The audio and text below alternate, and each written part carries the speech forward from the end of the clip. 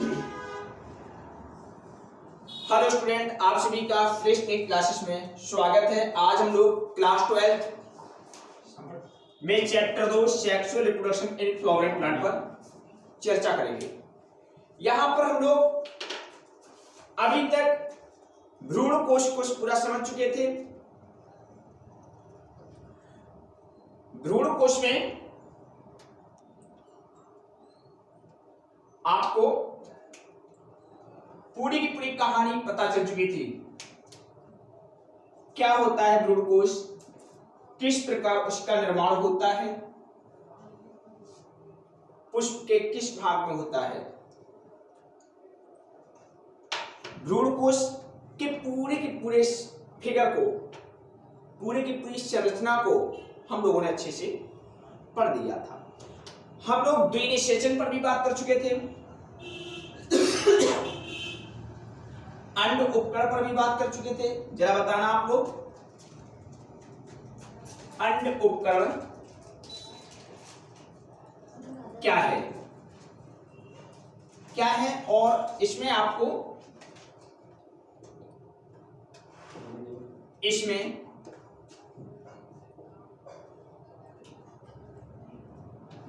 सम्मिलित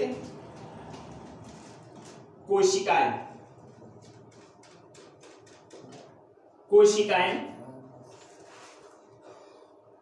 कौन कौन सी हैं, कौन कौन सी हैं, और संख्या में कितनी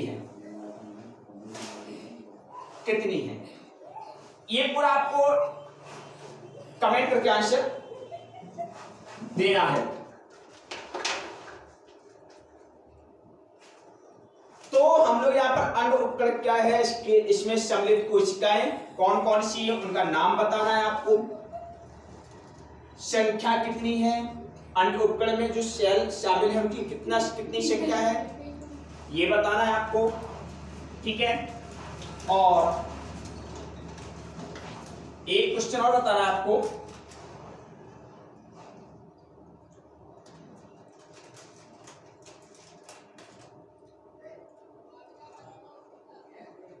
निषेचन की घटना, वैसे मैं इस पर आगे डिस्कस करूंगा, ये बताना आपको कि दो नरयुग्मक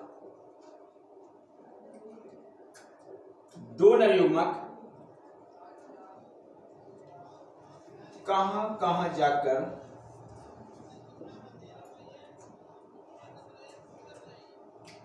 मिलते हैं। जो आपके दो नरयुग्मक आते हैं परागकण से, वो नरयुग्मक कहां कहां जाके फ्यूज होते हैं, कहां कहां जाके मिलते हैं। तो इस प्रकार से आपको ये बिंदु भी बताना है। और एक बात और आपको बतानी है,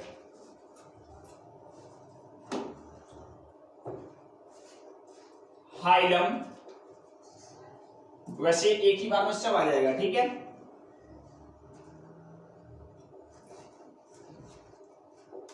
बीजांड,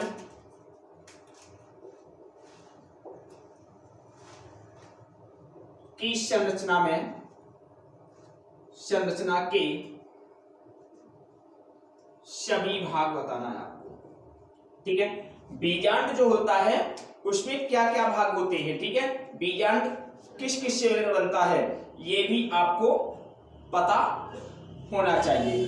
ठीक है, इतना आपको सब पढ़ने के बाद, इतने एक बार रिकॉल कर लोगे तो आपके दिमाग में पूरी की पूरी इंफॉर्मेशन आ जाएगी। तो परागकण को समझ चुके थे हम लोग पूरा। परागकोश से आता है, जायान को पूरा समझ लिया था, जिसमें आपका वर्तिकाग्र, वर्तिका और अंडाशय शामिल होता है, इसको समझ लिया था। अब हमारी बात आती है, हाँ, एक चीज आपको और बतानी है, सूत्र गुणिता। सूत्रवृत्ता किसकी बतानी है? अंड कोशिका की, सहायक कोशिका की, प्रतिमुखी कोशिका की, इसको हम प्रतिव्यासांत कोशिका भी कहते हैं, प्रतिव्यासांत कोशिका है, ठीक है।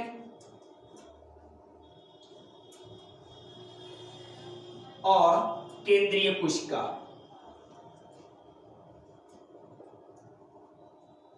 इनकी सूत्रवृत्ता भी बतानी है आपको, ठीक है। हाँ, तो हम लोग पूरा परागकोश समझ लिया था, जायन पूरा समझ लिया था। आज हम लोग बात करेंगे परागकोश के अंदर जो परागकण बनता है, उस परागकण को जायन के भाग वर्तिकाग्र तक पहुंचाया कैसे जाता है ना। जब पहुंचेंगे तभी तो आगे की प्रोसेस चलेगी। यानी हम लोग जो पूरा का पूरा स्ट्रक्चर समझ चुके हैं, मैं एक बार फिगर से आपको समझा देता हूं। जैसे ये आपका पुष्पराहम है ना, ये आपका पुष्पराहम,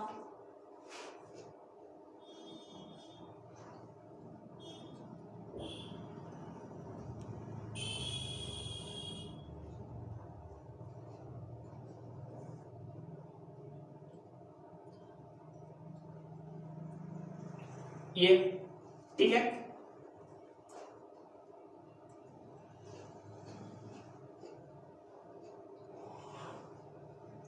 ये आपका पूरा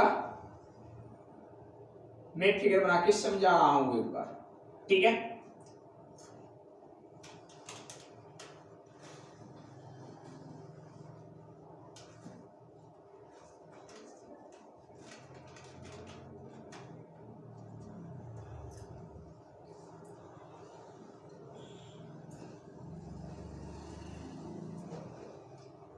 ठीक है, इस प्रकार देखते हैं लोग क्या है, बाहादुरपुर, दलपुर, पुमंग और जायन। हाँ, तो यहां पर हम लोग पूरे के पूरे परागकोश को समझ चुके थे, है ना।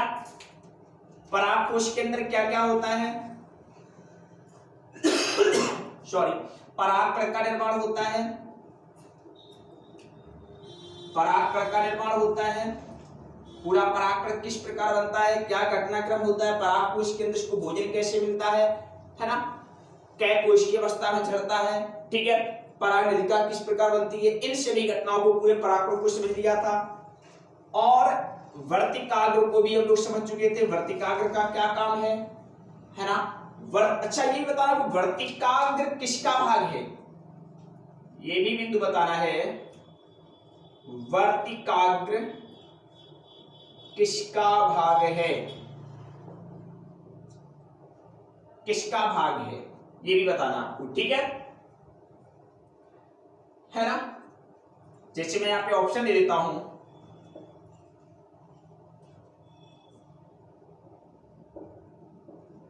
पुमंग का,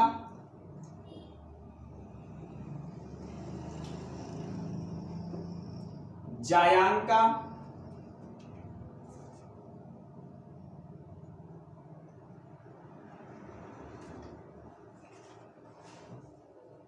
पुंकेसर का,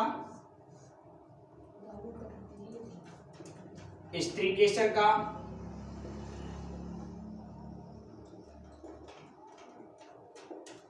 बहादुर पुंज का, ठीक है,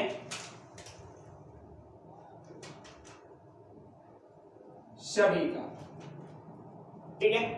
डी पर टिक करना है कि ए पर, एक विकल्प इसमें आपको कोई टिक करके बताना है, ठीक है ना, किसका भाग है। और दूसरा प्रश्न बताना है आपको,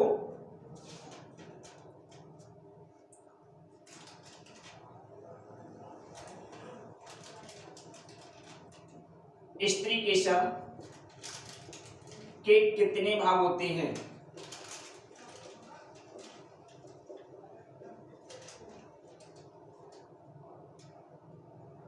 कितने भाग होते हैं, 2, 3 4 5। ठीक है, वैसे मैं नाम लिख देता हूं। ठीक है,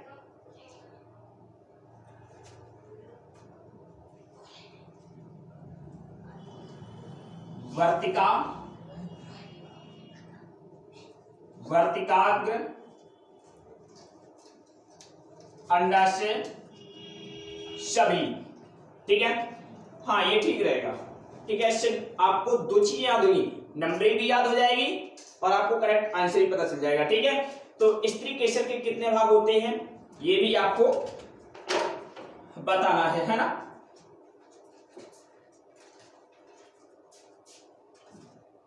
तो इस प्रकार के कुछ प्रश्न आपको बताने हैं। इस प्रकार के आपको दो प्रश्न और करने हैं। ठीक है, तो हम लोगों ने इस पूरे भाग को समझ लिया था। ठीक है, अब प्रॉब्लम आती है कि इतना तो सब पता हो गया, हमको पूरा परागकोश पढ़ लिया, पूरे मतलब पुष्प के नर और मादा भाग से पूर्णतः हम लोग परिचित हो चुके हैं, अंडाशय की पूरी इंफॉर्मेशन हम लोगों को पता चल चुकी है। लेकिन अब बात आती है कि परागकण वर्तिकाग्र पर पहुंचे, परागकण वर्तिकाग्र पर पहुंचे तभी तो आगे की कहानी शुरू होगी कि नहीं होगी। इसको बना लिया, इसको पूरा हम लोग समझ लिया है, लेकिन अब परागकण आपके वर्तिकाग्र पर पहुंचने चाहिए तभी तो आप आगे की इंफॉर्मेशन समझ पाओगे, है ना। तो उसके लिए आज हम लोग उसी टॉपिक पर बात करेंगे। तो परागकोश से परागकणों का वर्तिकाग्र पर पहुंचना परागण कहलाता है। क्या कहलाता है? परागण कहलाता है। तो आज हम लोग परागण पर ही बात करेंगे। किस पर बात करेंगे? परागण पर बात करेंगे। ठीक है, तो कुछ मैंने आपको आज वर्क दिया हुआ है, जरूर करना और कमेंट करके बताना हमको। ठीक है, चलिए आज हम यहाँ पे परागण पर चर्चा करेंगे। पहले मैं आपको पूरा समझाऊंगा, फिर उसके बाद मैं एनसीईआरटी पर भी बात करूंगा। ठीक है, क्योंकि जितना भी मेडिकल एग्जाम में जितना भी क्वेश्चन आ रहा है वो पूरा एनसीईआरटी पर ही आ रहा है, तो इसलिए हम लोग पूरा अपना पढ़ने के बाद, पूरी इंफॉर्मेशन को समझने के बाद हम लोग अंत में एनसीईआरटी पर भी चर्चा करेंगे। ठीक है, तो ये आपको क्वेश्चन बताने हैं। अब हम लोग बात करते हैं परागण है क्या, परागण की कहानी क्या है, परागण किस प्रकार होता है, इसको करने के लिए किसकी आवश्यकता पड़ती है, परागण क्या इतना आसान है जितना हम लोग समझ जाते हैं, या फिर इनको हम स्वयं बिना किसी के सहयोग से क्या हम स्वयं कृत्रिम तरीके से परागण कर सकते हैं, आदि आदि बिंदुओं पर हम लोग चर्चा करने वाले हैं। तो परागण क्या है? तो परागण पहली बात तो आपको डेफिनेशन पता होनी चाहिए। पॉलिनेशन क्या है, परागण क्या है? तो परागण क्या है? परागकोश से परागकणों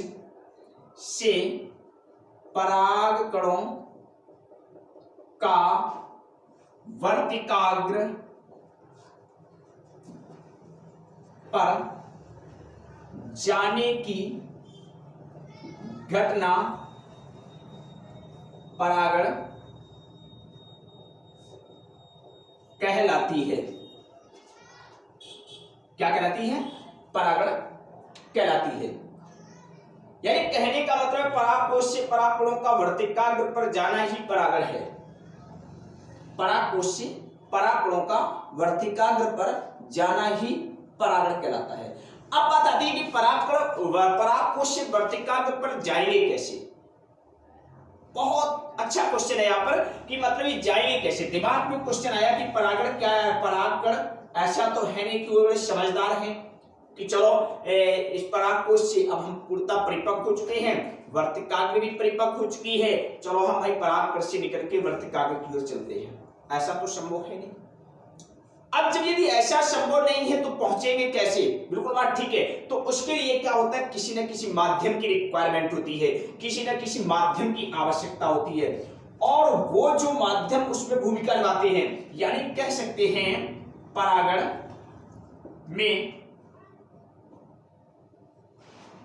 में जो कारक महत्वपूर्ण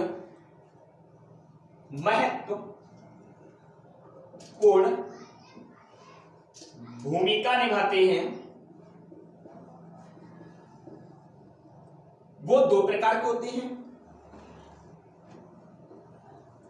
सजीव और निर्जीव। कौन होते हैं? सजीव और निर्जीव। अब प्रश्न आता है कि सजीव और निर्जीव कौन कौन है, क्या है, इस पर हम चर्चा आगे करेंगे। अभी हमको इतना पता चलेगा कि पराग कोश से पराग कणों को वर्तिकाग्र पर पहुंचाना है, और इसके लिए हमको किसी ना किसी माध्यम की रिक्वायरमेंट होती है, किसी ना किसी के सहयोग की आवश्यकता होती है, और वो सहयोग करने वाले हमारे लिए सजीव भी हो सकते हैं और निर्जीव भी हो सकते हैं। इतना हम लोग सीख चुके हैं। तो अब बात आती है कि यदि सजीव होगा तो उसकी कहानी अलग होगी, निर्जीव होगा तो उसकी कहानी अलग होगी। तो अब हम इन पर बात करने से पहले हम बात करेंगे कि पराग कोश से पराग पर पहुंचते किस प्रकार है। कहने का मतलब है कि जैसे एक पुष्प है, एक पुष्प है, ठीक है, ये रहा पुष्प आपका, ठीक है, ये पुष्प रहा, है ना, एक पुष्प आपका ये रहा, ठीक है, ए नाम दे दिया मैंने इसको,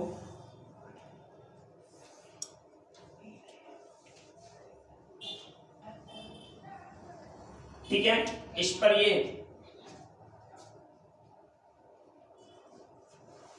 ये रहा पुष्प, एक पुष्प आपका ये रहा, ठीक है, समझना है लोग अच्छे से फिगर को, ठीक है, एक पुष्प आपका ये रहा,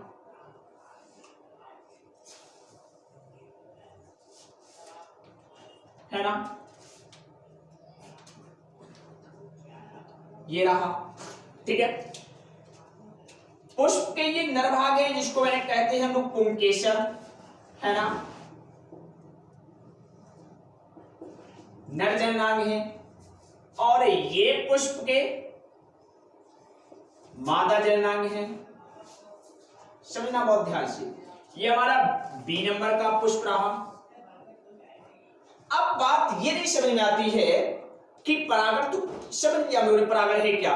परागण है कि पराग कोश से पराग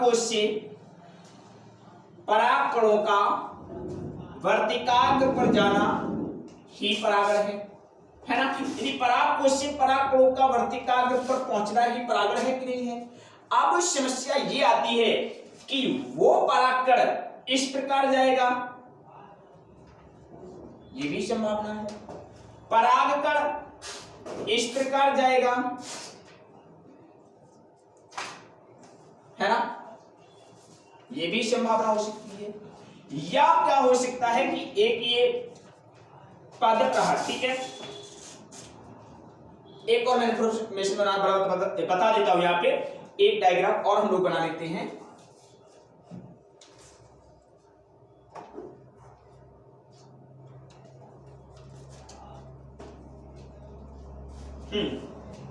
ठीक है, अलग अलग पुष्प हो गए, ठीक है। अब ये पुष्प हो सकते हैं जैसे एक आपका एक पेड़ रहा, ये ठीक है, वृक्ष रहा, इसमें एक पुष्प आपका ये रहा, ठीक है, एक पुष्प आपका ये रहा, ठीक है, और एक पेड़ मैंने यहां पे बना दिया आपका, इसमें भी एक पुष्प आपका ये रहा, एक पुष्प आपका ये रहा, ठीक है। इसकी भी मैं पूरे के पूरे अंगों को दर्शा देता हूं यहां पे, है ना,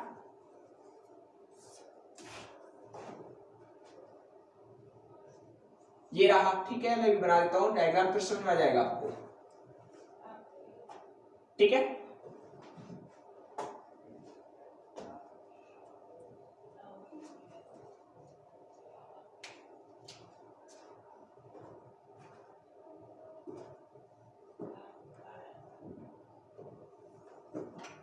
अब इसमें जो परागण होने की कहानी हो सकता है वो परागण इस प्रकार का हो, है ना, एक पॉसिबिलिटी ये हो गई। या फिर हो सकता है कि ये परागण इस प्रकार हो, एक पॉसिबिलिटी ये हो गई। या हो सकता है मतलब यहां पर एक पुष्प का उसी पुष्प पर हो, या एक पुष्प का उसी पौधे के दूसरे पुष्प पर हो, या फिर पॉसिबिलिटी ये भी हो सकती है कि इसका परागकण दूसरे पौधे के दूसरे पुष्प पर जाए। यानी संभावनाएं कई प्रकार की दिख रही है। यहां पर एक पॉसिबिलिटी आपको दिख रही है कि एक ही पुष्प है, एक ही पुष्प है उसी में हो रहा है। दूसरे में एक ही पादप, अलग अलग पुष्प हैं, दो पुष्प हैं, एक पादप। चलो मैं ऐसे लिख देता हूं,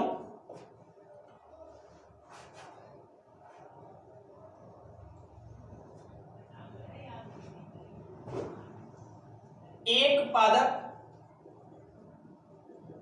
एक पुष्प हो सकता है, या फिर एक पादप दो पुष्प हो सकते हैं। देख लो, एक पादप है दो पुष्प हैं, ऐसी भी पॉसिबिलिटी हो सकती है ना। या फिर दो पादप और दो पुष्प हो सकते हैं। संभावनाएं सभी हैं, क्योंकि परागण की डेफिनेशन ओनली में इतनी है कि पराग कोश से परागकणों का वर्तिकाग्र पर जाना। अब यहां ऐसा तो कहा नहीं गया कि नहीं एक ही पुष्प के एक ही परागकोश से उसी पुष्प के उसी वर्तिकाग्र पर जाए वही परागण होगा, ऐसा तो कुछ नहीं कहा गया। या उसने ऐसा भी नहीं कहा है कि एक ही पादप के एक ही पुष्प से उसी पादप के दूसरे पुष्प पर पराग कर जाए वो परागण है। या उसने ये भी नहीं कहा है कि एक पादप के एक पुष्प से दूसरे पादप के दूसरे पुष्प पर पराग कर जाए वही परागण है, ऐसा तो उसने कुछ नहीं कहा। उसने ओनली बस एक बात कही है कि पराग कोश से पराग कणों का वर्तिकाग्र पर जाना ही परागण है। तो हो सकता है, संभावना यहाँ पे तीन दिख रही हैं, हो सकता है एक पादप रहा हो एक पुष्प रहा हो, ये भी एक परागण होगा, है ना। हो सकता है एक पादप रहा हो दो पुष्प रहे हो अलग अलग, ये भी पॉसिबिलिटी हो रही है। हो सकता है कि दो पादप दो पुष्प रहे हो, देखो एक पुष्प ये रहा एक पुष्प ये रहा, एक पादप ये रहा एक पादप ये रहा, यानी तीसरी पॉसिबिलिटी ये हो रही है, यानी कुछ भी हो सकता है। अब दिमाग में एक पहेली बन के तैयार हो गई कि वास्तु में परागण तो कुछ भी हो सकता है। तो इसमें हम किसको कैसे याद करेंगे, किसको क्या कहेंगे, ये तो हमको स्पष्ट करना ही करना है।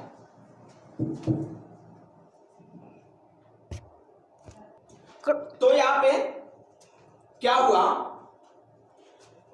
कि पॉसिबिलिटी तीन बन रही है, संभावना तीन बन रही है। अब इन तीन संभावनाओं को याद कैसे रखना है, दिमाग में ये क्वेश्चन आ गया। या फिर हम इन तीनों को सीधे परागण बोल दें, या फिर ये परागण के प्रकार हो गए, ये तो बात दिमाग में जरूर आ जाती है कि क्या है ये।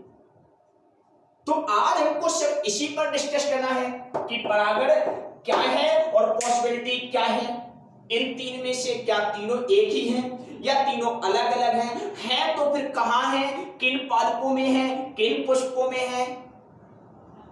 एग्जामिनर ऐसे भी पूछ सकता डायग्राम बना के। तो आज सर यही तो कुछ सीखना लोगों को।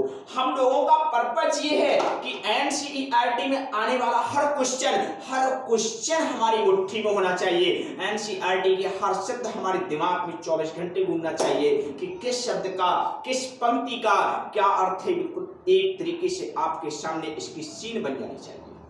चलो तो अब हम क्या करेंगे, इन्हीं सब क्वेश्चनों को समझते हुए, इन्हीं सब बातों का डिस्कस करते हुए हम लोग एनसीईआरटी से बात करेंगे। तो इससे दो फायदे होंगे, कम समय में आपकी एनसीईआरटी भी पूरी हो जाएगी और कॉन्सेप्ट आपके दिमाग में बन चुका है, मतलब जिज्ञासाएं आपके अंदर उठने लगी हैं, आपको सीखने की इच्छा जाहिर होने लगी है कि वास्तव में है क्या ये। चलो बात करते हैं एनसीईआरटी से, क्या है ये सब, वास्तव में क्या पॉसिबिलिटी हो सकती है। ठीक है, तो हम इस पर बात करते हैं। ठीक है, तो मैं इस डायग्राम को साफ नहीं करूंगा, इसी समझना पूरा हमको, ठीक है। पूरी पूरी कहानी हमको इसी डायग्राम से समझनी है। तो चलो एनसीईआरटी पर देखते हैं क्या है। चलो हाँ, तो फिर आप लोग आ जाइए पेज नंबर जो है आपका वो है 29, 29 पेज नंबर पर पहुंच जाइए। हेडिंग पड़ा हुआ है परागण, बिल्कुल बात ठीक है, हाँ परागण ही है। इस पर आज हम लोग डिस्कस करेंगे। इस पूरे फिगर से हमको पूरी पूरी कहानी समझनी है ना। संभावनाएं 3 है। नंबर 1 संभावना आपकी ये है कि एक पादप एक पुष्प हो सकता है, एक पादप 2 पुष्प हो सकते हैं, और 2 पादप अलग अलग 2 पुष्प हो सकते हैं, ठीक है। चलो आज हम इस पर बात करेंगे, ठीक है। चलो मैं इसकी नंबरिंग अलग मार्कर से कर देता हूं, समझ में आता रहेगा आपको, ठीक है। पहली संभावना ये हो सकती है, दूसरी संभावना ये हो सकती है, तीसरी संभावना आपकी ये हो सकती है, ठीक है। बड़ा शॉर्ट कर दिया यहाँ पे, फिर भी यदि आपको समझ नहीं आ रहा तो बात समझने का प्रयास कीजिए, ठीक है। मैं और यहाँ पे इजी करने का प्रयास करूंगा। पूर्ववर्ती भागों से आप पढ़ चुके हैं कि पुष्पी पादपों में नर एवं मादा युग्मक क्रमशः परागकण एवं भ्रूण कोश में पैदा होती। बिल्कुल बात ठीक, very very important line, question पूछा जा सकता है यहाँ पे। तो नर युग्मक कहां बनता है? नर युग्मक बनता है परागकोश में, और मादा युग्मक कहां बनता है? भ्रूण कोश में बनता है, ठीक है। तो परागकण, सॉरी परागकोश में बोल दिया था, परागकण। तो नर युग्मक कहां बनता है? नर युग्मक बनता है, नर युग्मक बनता है, नर युग्मक बनता है आपका परागकण में, और मादा युग्मक बनता है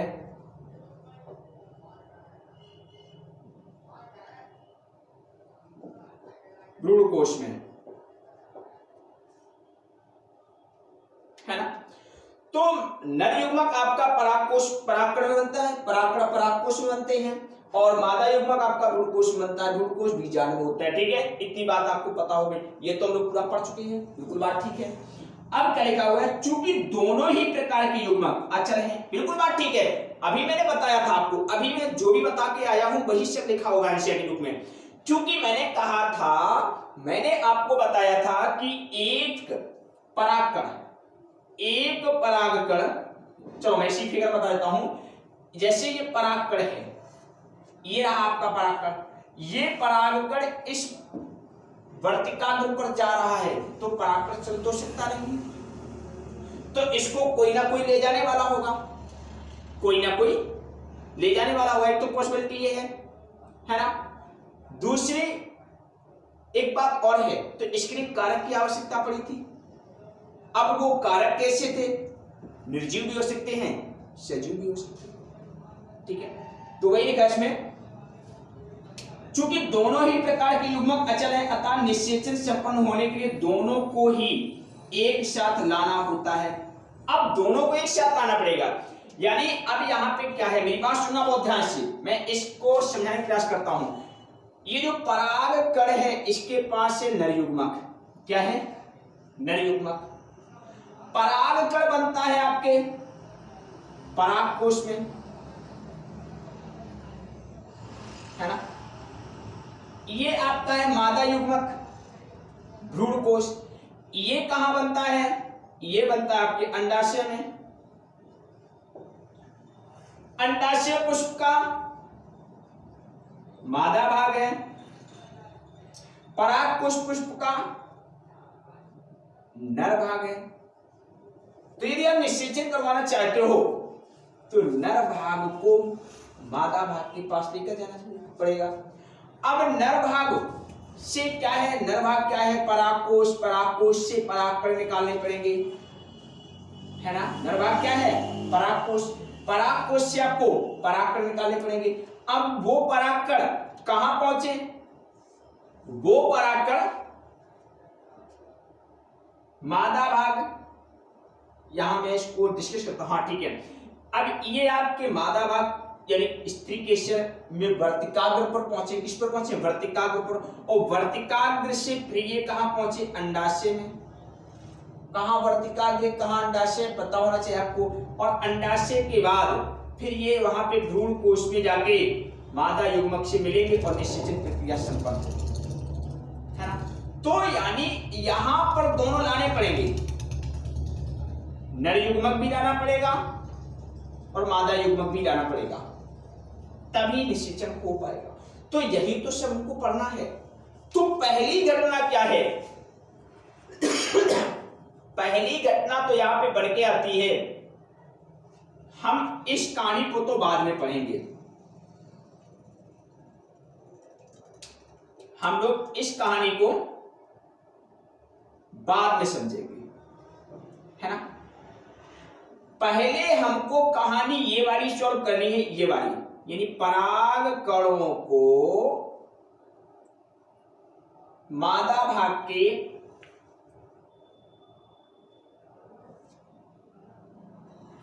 मादा भाग, यानी मादा भाग का मतलब है यहां पे स्त्री केसर, स्त्री केसर के वर्तिकाग्र पर लाना होगा। हाँ, ये तभी होगी जब ये यहां आएंगे। तो पहला काम है आपको कि पराग कोश से पराग कणों को वर्तिकाग्र पर लाना।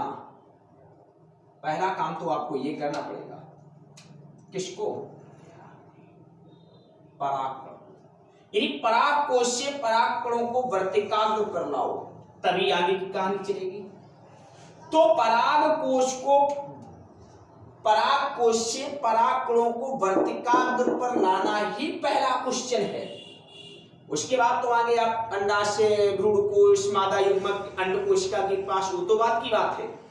पहले आप पराग कण को वर्तिकाग्र पर लाइए, है ना। अब वो कैसे आएंगे उस पर हम लोग डिस्कस करेंगे। और ये घटना जो है पराग कोश से पराग कणों का वर्तिकाग्र पर लाना ही तो परागण है कि नहीं है?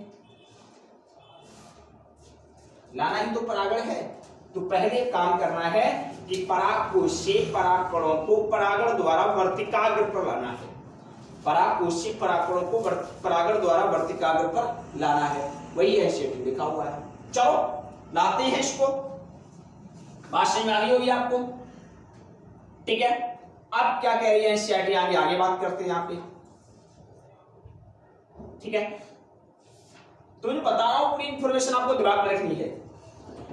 इस उद्देश्य की प्राप्ति के लिए परागण एक प्रक्रम है। बिल्कुल बात ठीक। ऐसे कह दिया, यदि आप पराग कोश से पराग कणों को वर्तिकाग्र पर लाना चाहते हो तो इसका ओनली बने एक ही माध्यम है, वो है परागण। क्या है वो? परागण है। तो पहले तो परागण करो। अब क्या लिखा है? पराग कणों, यानी पराग कोश से झड़ने के पश्चात, बिल्कुल बात ठीक है। पराग कोश से पराग कण जब झड़ जाएंगे तभी आप आगे की पूरी कहानी कर पाओगे। तो क्या लिखा है? पराग कणों का स्त्री केसर के वर्तिकाग्र तक, मैंने बताया था, इसलिए मैंने क्वेश्चन किया है कि स्त्री केसर के कितने भाग होते हैं, ये बताना है आपको। हर जो भी यहाँ पे हर एक बात आपके दिमाग में होनी चाहिए।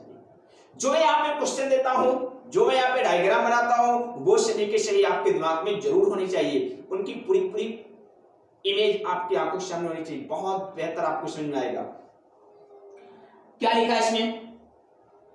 स्त्री केसर की वर्तिकाग्र तक स्थानांतरण या संचार को परागण कहा जाता है, ठीक है। ये डेफिनेशन पता होनी चाहिए।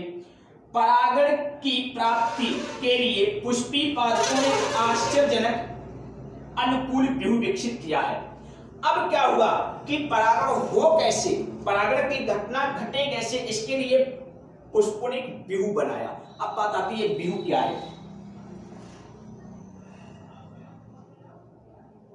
है ना।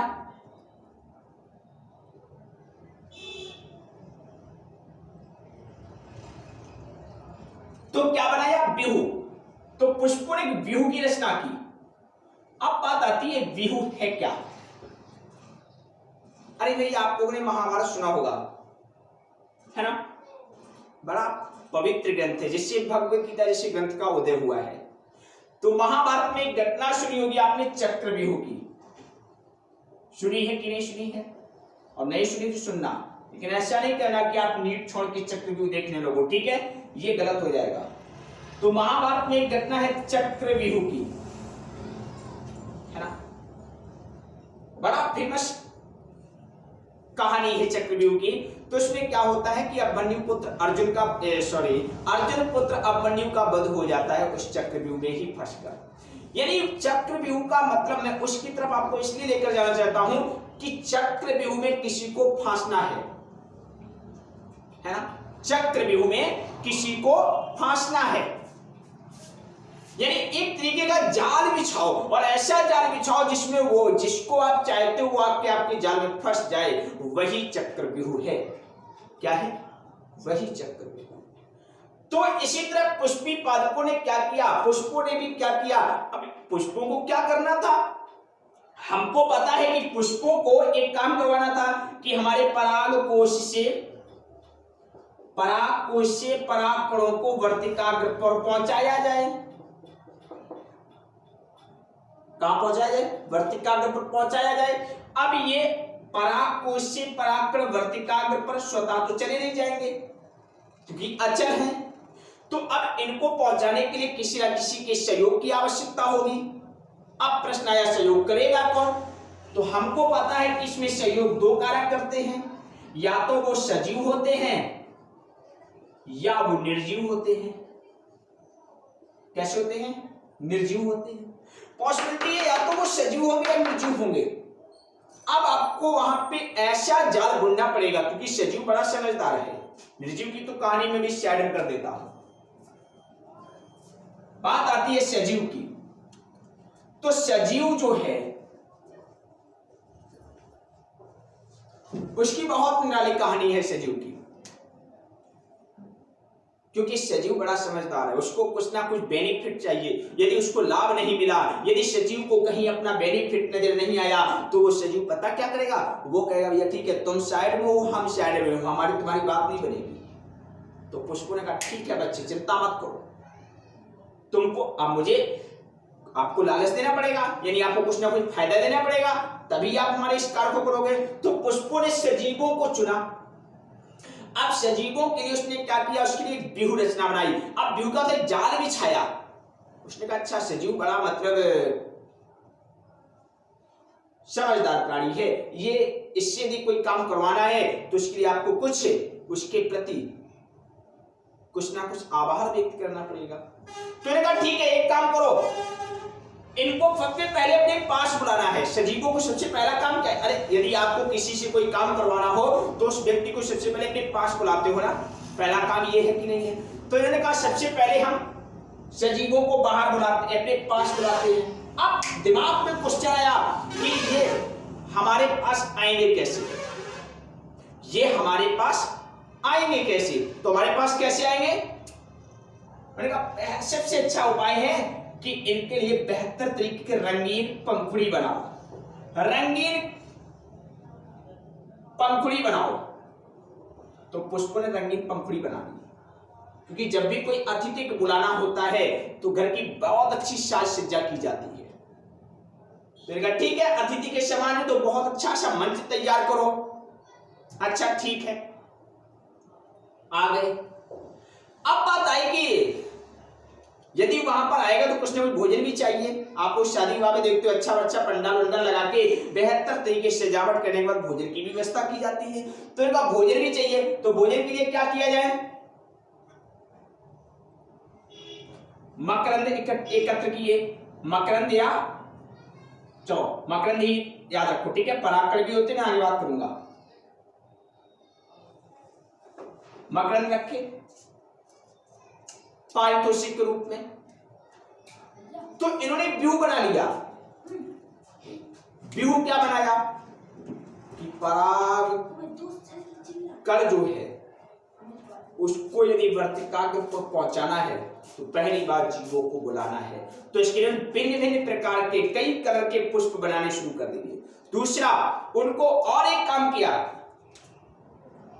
खुशबू उत्पन्न की,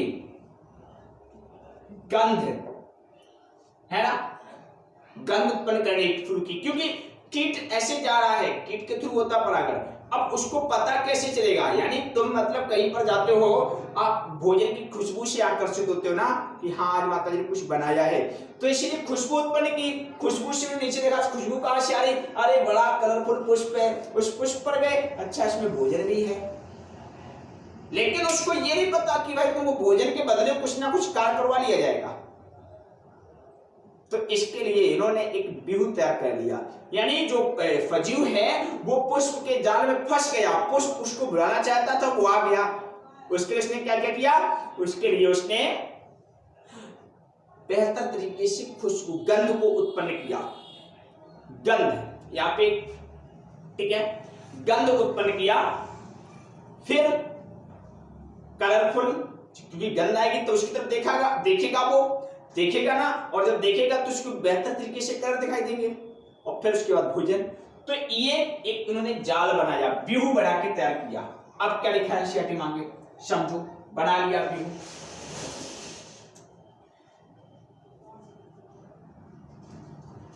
व्यूह विकसित किया है, ये परागण को प्राप्त करने के लिए बाह्य कारकों का उपयोग करते हैं। क्या आप इस समय अधिक से अधिक बाहरी कारकों की सूची बना सकते हैं? ये व्यूह क्यों बनाया था, बाहरी कारकों को बुलाने के लिए। अब बाहरी कारक सजीव होते हैं और निर्जीव होते हैं। अब सजीव में क्या क्या है आपको पता होना चाहिए, वो सूची बनाने कह रहा है।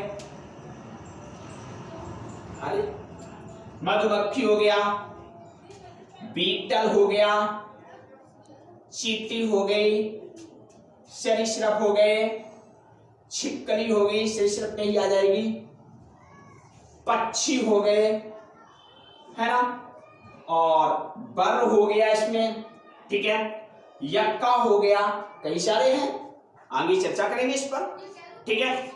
आप जब आगे पढ़ोगे आपकी लिस्ट पूरी बनती चली जाएगी, है ना। चलो देखते हैं क्या है इसमें।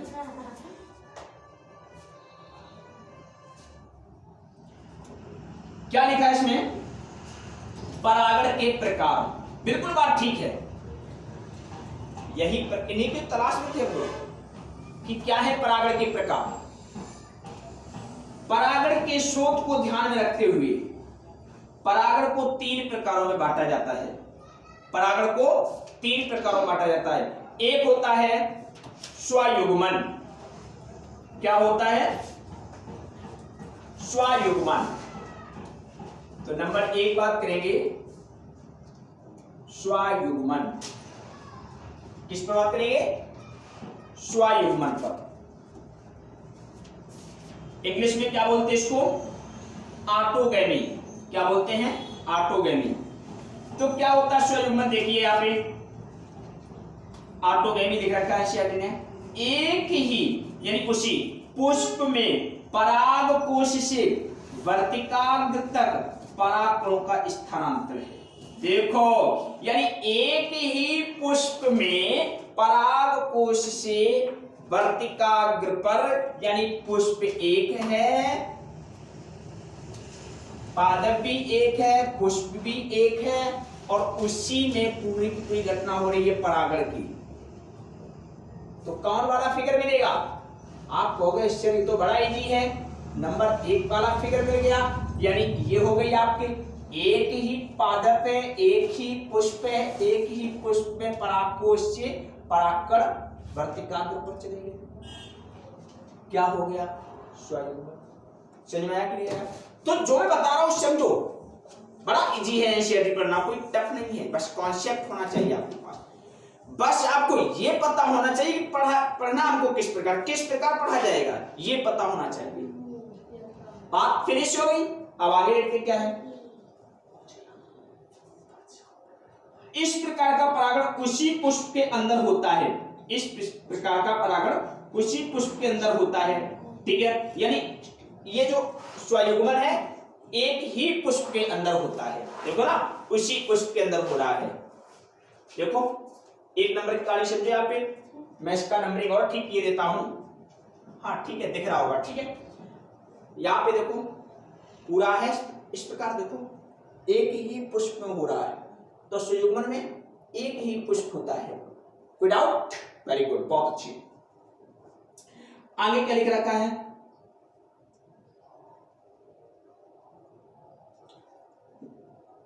एक सामान्य पुष्प में जहां परागकोश एवं वर्तिकाग्र खुलता एवं अनावृत होता है वहां पूर्ण सुयुग्मन अपेक्षाकृत दुर्लभ है। अब बात आती है कि जहां पर परागकोश या वर्तिकाग्र खुलता है यानी अनावृत होता है वहां पर पूर्ण सुयुग्मन अपेक्षाकृत दुर्लभ है। इस प्रकार के पुष्पों में सुयुग्मन के लिए पराग एवं वर्तिकाग्र की विमुक्ति के लिए क्रमशः समकालिकता की आवश्यकता होती है। इसके साथ ही परागकोश वर्तिकाग्र को एक दूसरे के पास अव्यवस्थित होना चाहिए ताकि स्वपरागण संपन्न हो सके। अब मैं एक डायग्राम बना के समझाता हूं। पॉसिबिलिटी क्या क्या हो सकती है। हो सकता है एक पुष्प जैसे आपका ये रहा, एक पुष्प आपका ये रहा, मैं इस पुष्प को बनाता हूं सॉरी, एक पुष्प आपका ये रहा, ठीक है। इस पुष्प में क्या है,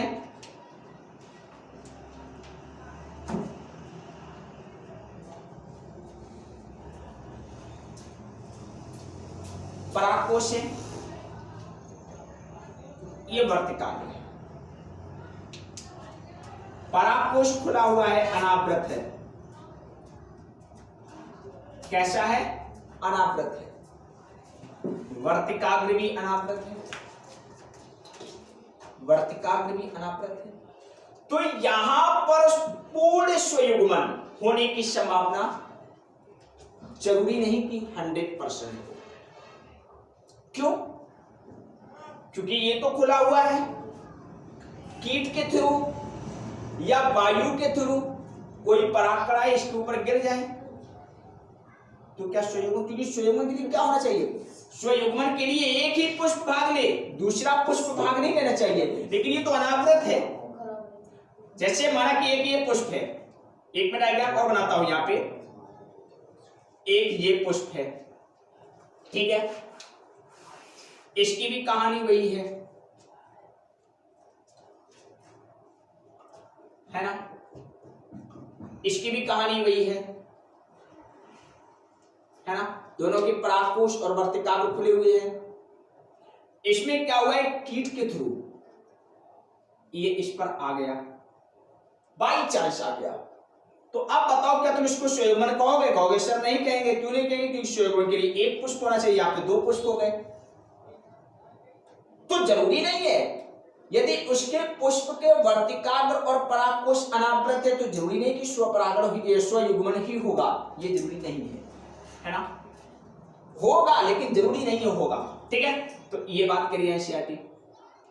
तो अनावृत, जिनमें ये अनावृत होते हैं उनमें स्वयुग्मन होने की संभावना 100% नहीं होती है।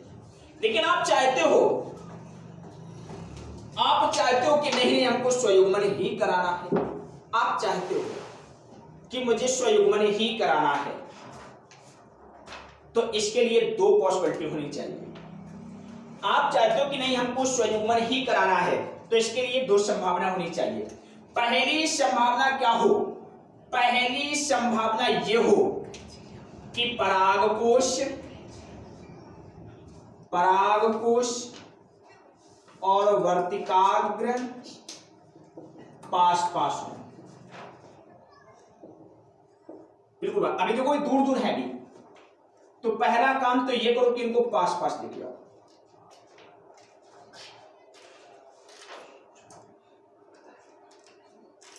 है ना, पास पास लेके आओ। दूसरी पॉसिबिलिटी ये होनी चाहिए समकाल पक्वता की संभावना हो। समकाल पक्वता, समकाल पक्वता का मतलब है ऐसा नहीं होना चाहिए कि वर्तिकाग्र आपकी अभी विकसित ही नहीं हो पाई, है ना, और परागकोश का विकास हो गया, या फिर वर्तिकाग्र विकसित हो गई है, परागकोश अभी विकसित नहीं हो पाया है। तो ऐसा भी नहीं, दोनों समय एक ही समय पर विकसित होने चाहिए। ये दो पॉसिबिलिटी यदि है तो स्वयुग्मन होने की संभावना बढ़ जाएगी। यदि ये पॉसिबिलिटी है, यदि एक घटना यदि ये वाली है और दूसरी घटना यदि ये बन रही है, ये दूसरी घटना यदि ये बन रही है,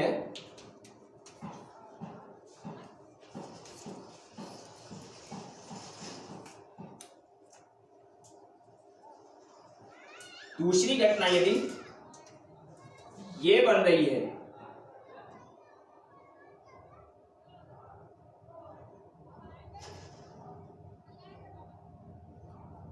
ये बन रही है, तो स्वयुग्मन नहीं होगा। या फिर तीसरी घटना ये बन रही है, मतलब स्वयुग्मन चांस कम हो जाएंगे। तीसरी घटना आपकी ये बन रही है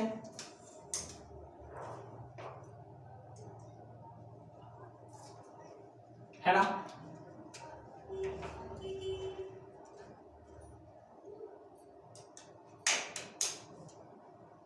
सी नंबर।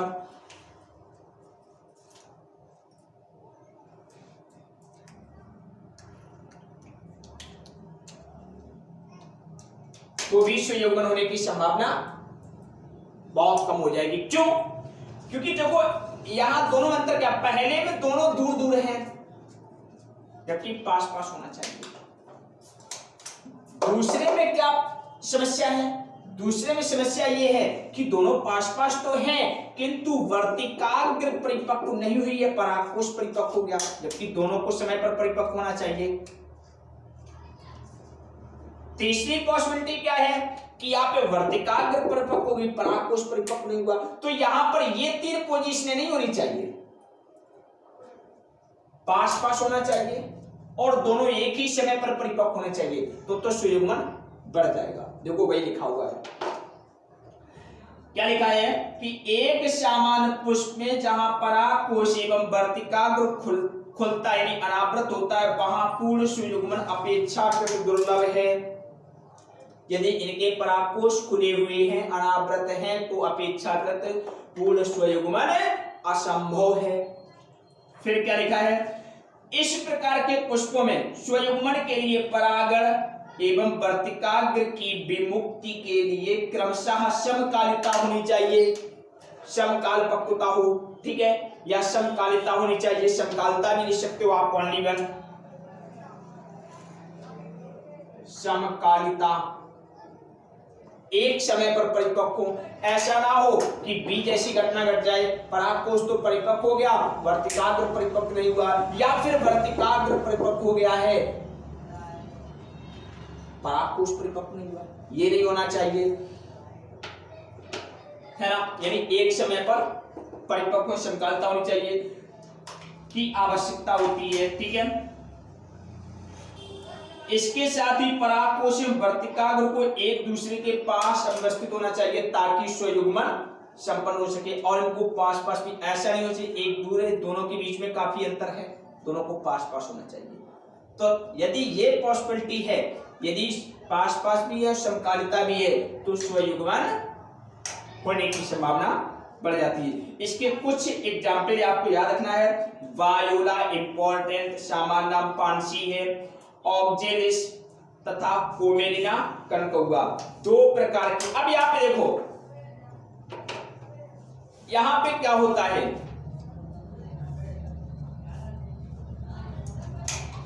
ये जो एग्जाम्पल आए हैं ये कुछ कहानी में परिवर्तन लेकर आए हैं। ये क्या करते हैं, दो प्रकार के पुष्प उत्पन्न करते हैं। कहोगे सर दो प्रकार के पुष्प कैसे होते हैं? देखो दो प्रकार के पुष्प क्या होते हैं, एक तो पुष्प ये हो गए, एक पुष्प ये हो गए, ठीक है। दूसरे पुष्प कौन होते हैं समझो यहां पे,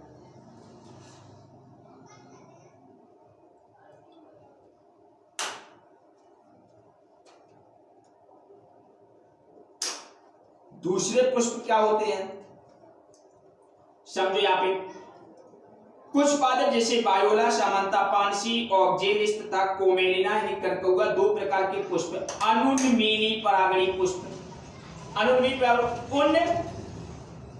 अन्य प्रजातियों में पुष्प में के समान ही होते हैं जिनमें परागकोश में परागकण अनावृत होते हैं। जैसे उन्मील परागणी, ये पुष्प हो गया आपके उन्मील परागणी।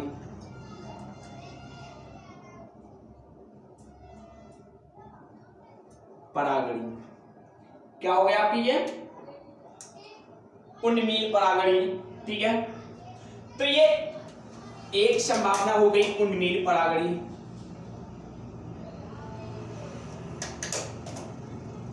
परागणी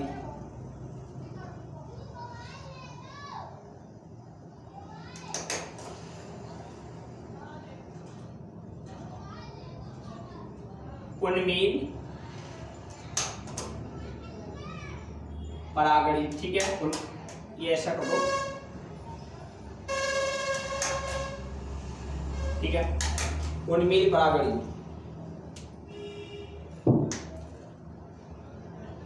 क्या करना है? उन्मील परागणी। तो इनमें क्या होता है? उन्मील परागणी में दोनों अनावृत होते हैं, तो एक यो हो गया। दूसरा होता अनुन्मील परागणी। कौन होता है? अनुन्मील परागणी।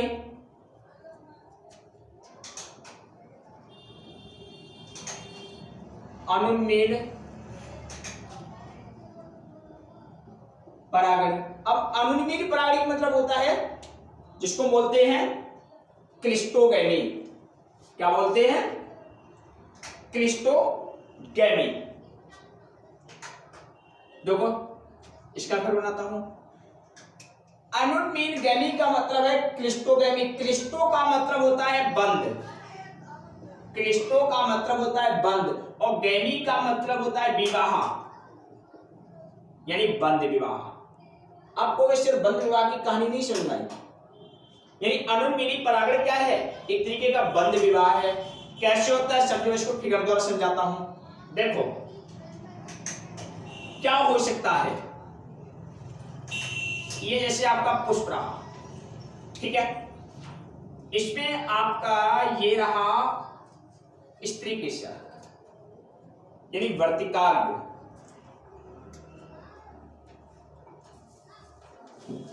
ठीक है। समझने के डायग्राम में बना देता हूं। दूसरा आपका ये आया ऊपर से, ये तो यहां पे देखो बंद है, इसमें देखो अलग अलग है दोनों, यहां बंद है और पास पास है। तो अब इसके परागकोश से परागकण, इसके परागकोश से परागकण सीधे वर्तिकाग्र पर ही गिरेंगे, है ना। तो बता दो क्वेश्चन, ये क्या है? आप कहोगे सर एक ही पुष्प है, एक ही पौधा है अर्थात स्वयुग्मन है। और ये क्या है? आप कहोगे एक ही पौधा, एक ही पुष्प अर्थात स्वयुग्मन है। तो स्वयुग्मन दो तरीके का होता है, उन्मीलीय और अनुन्मीलीय। उन्मीलीय और अनुन्मीलीय।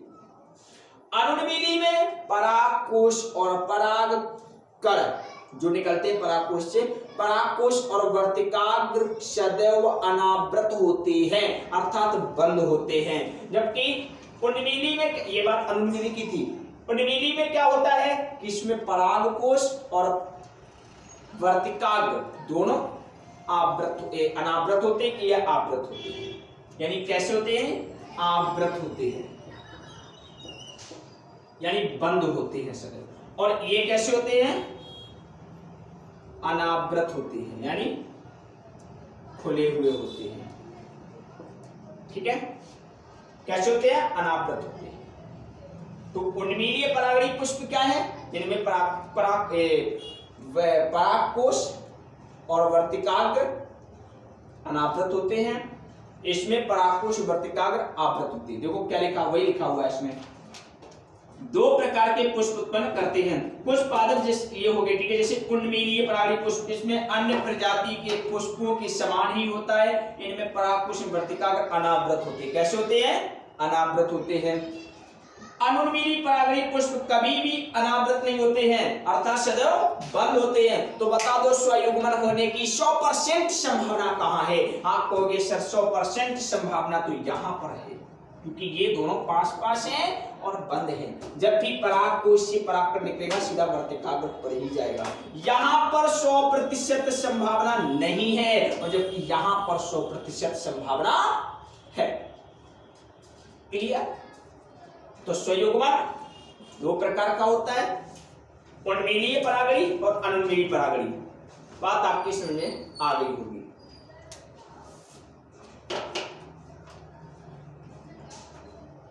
ठीक है, अनावृत नहीं होते हैं, अनावृत नहीं होते हैं। इस प्रकार के पुष्पों में परागकोश एवं वर्तिकाग्र एक दूसरे के बिल्कुल नजदीक स्थित होते हैं। देख सकते हो आप लोग, नजदीक होते हैं। जब पुष्प कलिका में परागकोश स्फुटित होता है तब परागकोश वर्तिकाग्र के संपर्क में आकर परागण को प्रभावित करता है। अतः अनुन्मीलीय परागणी पुष्प, अनुन्मीलीय परागणी पुष्प ये रहा आपका। ठीक है, अनुन्मीली परागणी पुष्प सदैव स्वयुग्मन होते हैं, क्योंकि इन यहाँ पर वर्तिकाग्र पट क्रॉस परागण पर परागण अवतरण के लिए अवसर नहीं होते हैं। यहाँ पर परागण की संभावना नहीं होती है।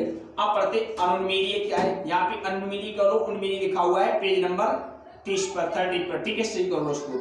अनुन्मीली परागणी पुष्प सुनिश्चित रूप से यहाँ तक कि परागण की अनुपस्थिति में बीज पैदा करते हैं। बात ठीक है। यदि यहाँ पर परागण नहीं हुआ, परागण होने का मतलब क्या है, यहाँ पर किसी कारक की आवश्यकता नहीं है।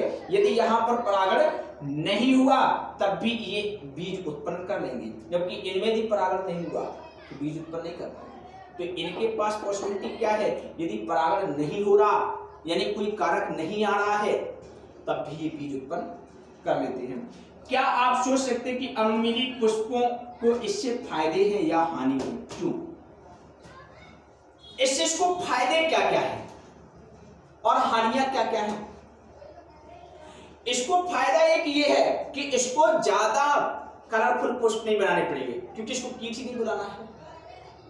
और फायदा क्या है, कम से कम ऊर्जा खर्च करनी पड़ेगी, क्योंकि आप व्यवस्था करो, सुगंध बनाओ, भोजन की व्यवस्था करो, इस समय ऊर्जा की रिक्वायरमेंट होती है, तो कम से कम ऊर्जा खर्च करनी पड़ेगी। हानियां क्या है? हानि इसमें यह है कि यदि इसमें स्वयुग्मन होता रहता है तो इसमें क्या होता है, विविधताएं नहीं आ पाती है। क्या नहीं आ पाती है? विविधताएं नहीं आ पाती। और हानि क्या है? एक हानि ये भी है कि इसमें जो अप्रभावी रोग कारक लक्षण होते हैं या अप्रभावी अनुपयोगी लक्षण होते हैं वो प्रकट होने लगते हैं, वो प्रभावी अवस्था में आ जाते हैं। दूसरी हानि ये है। तो इसमें लाभ क्या है, हानि क्या है, ये भी हमने डिस्कस कर लिया। ठीक है, तो आज हम लोगों ने एक पर पूरा चर्चा किया है, स्वयुग्मन क्या है। कल हम अगले क्लास में आप लोगों को जो सजातीय परागण है उस पर बात करेंगे। ठीक है, सजात पुष्पी परागण क्या है इस पर चर्चा करेंगे। ठीक है, पढ़ते रहिए। बहुत अच्छे, धन्यवाद।